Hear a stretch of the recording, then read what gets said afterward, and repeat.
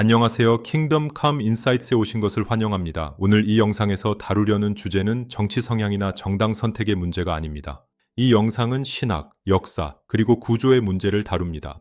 누군가를 비난하거나 편을 가르기 위함이 아니라 한국 교회가 왜 정치 앞에서 아무 말도 하지 않는 것처럼 보이게 되었는지 그 형성 과정을 차분하게 살펴보려 합니다.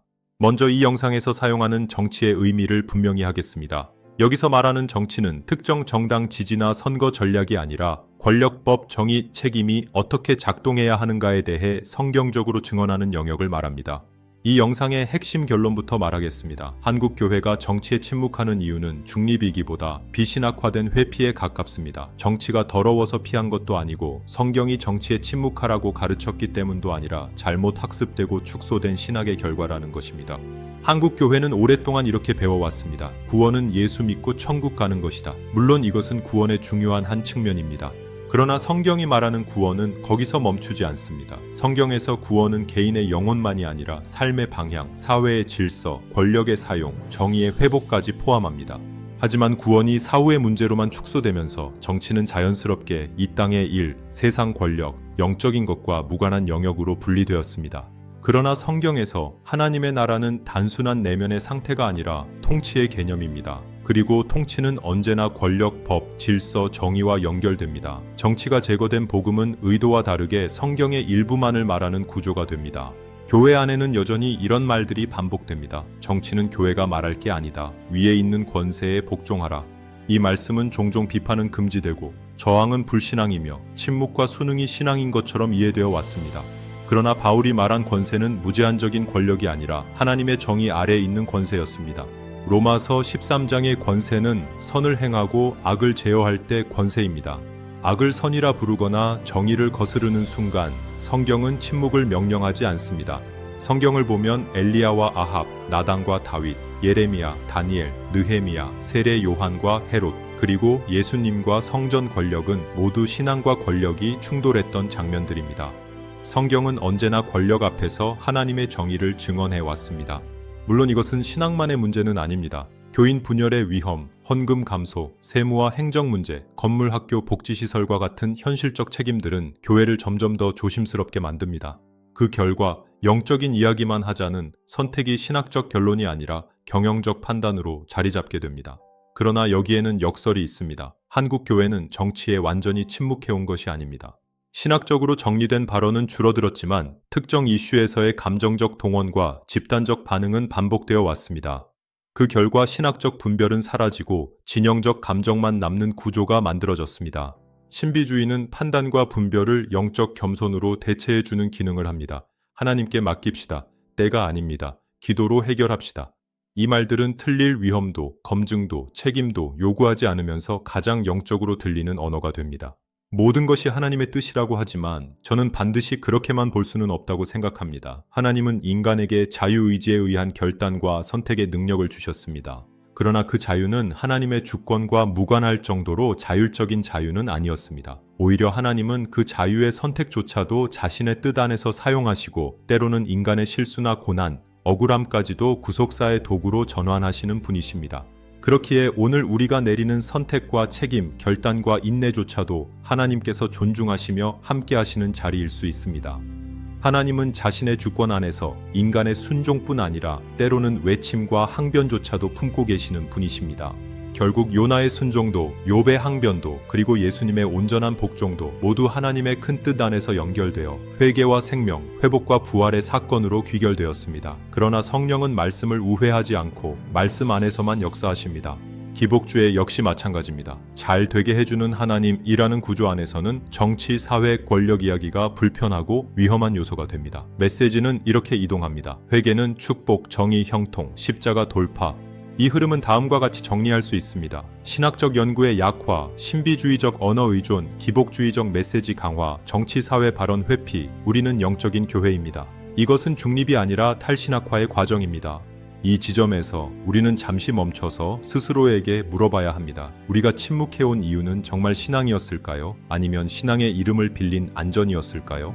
여기서 우리는 한 가지를 반드시 짚고 넘어가야 합니다. 성경이 말하는 하나님 나라에는 분명한 질서와 법이 존재한다는 사실입니다. 그러나 그 법은 억압의 도구가 아니라 하나님 나라가 어떤 방향으로 작동하는지를 보여주는 통치의 구조입니다. 십계명은 단순한 도덕 규칙이 아닙니다. 십계명은 하나님 나라 백성을 위한 기본 헌장입니다. 그 구조를 보면 분명합니다. 앞에 4계명은 하나님 사랑의 방향을 규정하고 뒤에 6계명은 이웃 사랑이 삶 속에서 어떻게 드러나야 하는지를 구체화합니다. 즉, 십계명은 하나님을 사랑한다면 이웃을 이렇게 대하라는 추상적 신앙이 아니라 현실을 규정하는 기준입니다.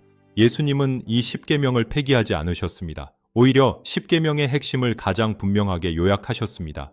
네 마음을 다하고 목숨을 다하고 뜻을 다하여 주 너의 하나님을 사랑하라. 네 이웃을 네 자신과 같이 사랑하라. 이 2계명이 온 율법과 선지자의 강령이다. 예수님은 율법 대신 사랑을 말하신 것이 아니라 율법의 심장이 사랑임을 밝히신 것입니다. 여기서 중요한 질문이 나옵니다. 이웃 사랑은 과연 개인의 선행과 감정에만 머무르는 문제일까요? 성경에서 이웃은 내 옆 사람만이 아니라 억울한 자, 약한 자, 보호받지 못하는 자, 그리고 권력과 구조 속에서 상처 입은 사람들까지 포함합니다. 정치는 권력이 어떻게 사용되는가의 문제이고 법과 제도는 사랑이 사회 속에서 구현되는 방식이며 정의는 이웃 사랑의 공적 형태입니다. 그래서 하나님 나라의 법은 개인의 내면에만 머무르지 않고 반드시 관계와 공동체, 사회의 구조로 흘러가게 되어 있습니다. 하나님 사랑은 예배로 고백되지만 이웃 사랑은 현실 속에서 검증됩니다. 이웃 사랑이 없는 하나님 사랑은 성경이 말하는 사랑이 아닙니다. 한국 교회는 하나님 사랑을 말해왔습니다. 그러나 이웃 사랑이 공적 영역에서 작동하는 언어를 점점 잃어버렸습니다. 그래서 정치 앞에서는 침묵했고 권력 앞에서는 조심스러워졌으며 정의의 문제는 개인 윤리로 축소되었습니다. 이것은 중립이 아니라 하나님 나라의 법을 삶과 사회에서 말하는 법을 잃어버린 상태입니다. 십계명은 여전히 읽히지만 그 법이 사회와 권력과 정의를 향해 확장되지 않을 때 복음은 개인 경건으로만 남게 됩니다. 그러나 복음은 언제나 욕망보다 크신 하나님께로 다시 돌아갈 길을 열어주십니다. 복음은 성공을 약속하는 기술이 아니라 삶의 중심을 하나님 나라의 질서로 다시 재정렬하라는 부르심입니다. 이 말은 비난이 아닙니다. 정죄도 아닙니다. 회개로의 초대입니다. 그리고 그 회개는 젊은 세대가 아니라 먼저 교회와 우리에게 요청되고 있습니다. 작은 교회는 이미 존재 자체가 위태롭고 잃을 것이 많지 않습니다. 그러나 큰 교회는 브랜드, 법인, 학교, 재단, 관계망 등 지켜야 할 것이 많아질수록 말하지 않는 것이 신앙처럼 보이게 되는 유혹에 더 쉽게 노출됩니다. 그러나 성경은 교회에게 정당 가입을 명령하지 않습니다. 대신 분명히 말합니다. 권력 앞에서 하나님의 정의를 증언하라. 한국 교회의 문제는 정치에 침묵했다기보다 복음을 공적 영역에서 말하는 법을 점점 잃어버려 왔다는 데 있습니다. 성경이 말하는 복음은 성공을 약속하는 복음이 아니라 욕망이 십자가에 못 박히는 복음입니다. 복음은 인생을 잘 풀어주는 기술이 아니라 삶의 중심을 하나님께로 다시 재정렬하라는 부르심입니다. 그러나 복음은 언제나 욕망보다 크신 하나님께로 다시 돌아갈 길을 열어주십니다. 교회가 해야 할 일은 정당을 선택하는 것이 아니라 하나님의 정의가 침묵당할 때 침묵하지 않는 것입니다. 여기서 한 가지 오해를 분명히 해야 합니다. 교회가 정치 앞에서 말해야 한다는 것은 구체적인 정책을 지지하거나 정당을 선택하거나 특정 진영의 언어를 반복하라는 뜻이 아닙니다. 교회의 언어는 언제나 성경의 기준으로 질문을 던지는 언어여야 합니다. 이 권력은 정의를 보호하는가? 이 제도는 약자를 살리고 있는가? 이 결정은 하나님 나라의 질서와 일치하는가?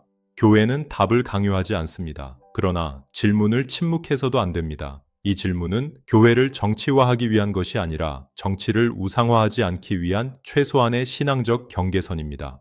이것이 개혁신학이 말하는 공적 증언의 방식입니다. 그리고 그 기준을 성경으로 말하는 법을 회복하는 것입니다. 이 말은 비난이 아니라 성찰과 회개의 초대입니다. 그리고 이 회개는 세상을 향한 요구가 아니라 먼저 교회와 우리 자신에게 요청되고 있습니다. 십계명은 하나님 나라의 헌장이고 예수님의 사랑 계명은 그 헌장의 심장입니다. 시청해 주셔서 감사합니다. 킹덤 컴 인사이트였습니다.